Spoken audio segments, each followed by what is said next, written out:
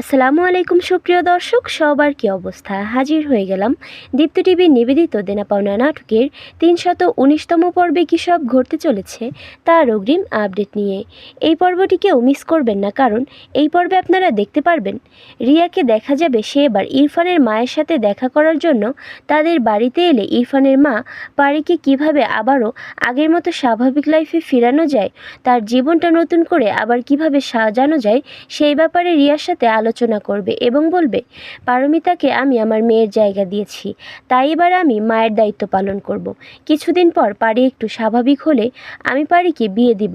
সৌরভ তো আগে থেকেই পারমিতাকে ভালোবাসে, তাই আমি ভেবেছি পারমিতার মনে এখন যে ঝড় চলছে সেটা একমাত্র সৌরভের ভালোবাসাই থামাতে পারবে।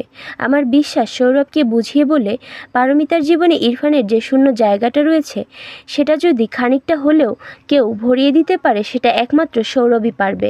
সৌরভের সাথে পারমিতার বিয়ের কথা শুনে রিয়াকে দেখা যাবে তার মুখটা ফ্যাকাশে হয়ে যাবে, তাই সে এবার পারমিতাকে গিয়ে বলবে, পারমিতা তুমি কি এমন ম্যাজিক জানো যেটার জন্য সবাই তোমাকে স্পেশালভাবে প্রায়োরিটি দেয়, স্পেশালভাবে ভালোবাসে? তুমি কি সেই ম্যাজিকটা আমাকে শিখিয়ে দিতে পারবে?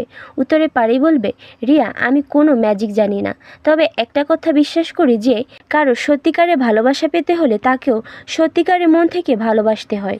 এই বলে পারিকে দেখা যাবে সে যখন রিয়ার জন্য কফি বানাতে যাবে ঠিক তখনই রিয়ার ফোনে সৌরভের ফোন আসা মাত্রই রিয়াকে দেখা যাবে সে সৌরভকে দেখতে সৌরভদের বাড়িতে ছুটে যাবে।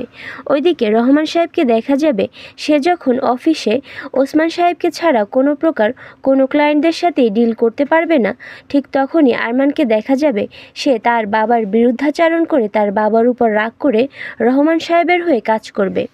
আরমানের এমন ব্যবহার দেখে রহমান সাহেবকে দেখা যাবে সে মাহাতাব এবং আরমানকে তার কাজে ব্যবহার করার প্ল্যান করবে। সেই অনুযায়ী রহমান সাহেবকে দেখা যাবে সে ইরফানের বাবা অর্থাৎ ওসমান সাহেবের কাছে ফোন করে পূর্বে তার সাথে যে ব্যবহারটা করেছে সেটা যে তার ছেলের সুখ থেকে তাকে বের করার জন্য নাটক করেছিল সেটা বলে মিথ্যা অভিনয় করতে থাকবে এবং আরও বলবে, বন্ধু ভাবলাম একটু শখ দিয়ে তোমাকে এই ট্রমা থেকে বের করি, কিন্তু না, এখন তো দেখছি আরেকটু বেশি হলেই তুমি আরেকটা ট্রমায় পড়ে যেতে।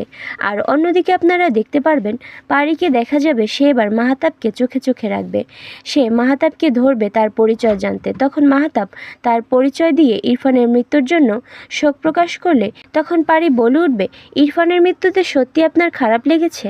তা কয়দিন হলো আপনি ইরফানকে চেনেন? ইরফান সম্পর্কে আপনি কী বা জানেন? ইরফানের সাথে আমার কি সম্পর্ক? আর আদাও আমাদের সাথে কোনো সম্পর্ক আছে কি না সেটা তো আপনার জানার কথা না, আপনি কি করে জানলেন? পারের মুখে এমন কথা শুনে মাহাতাব অর্থাৎ চিফকে দেখা যাবে সে একটু ঘাবড়ে যাবে। আর এছাড়াও থাকছে আশ্চর্য সকল ঘটনা। সুতরাং সবাইকে দেনা পাওনা নাটকের আগামী পর্ব দেখার আমন্ত্রণ রইল। ধন্যবাদ।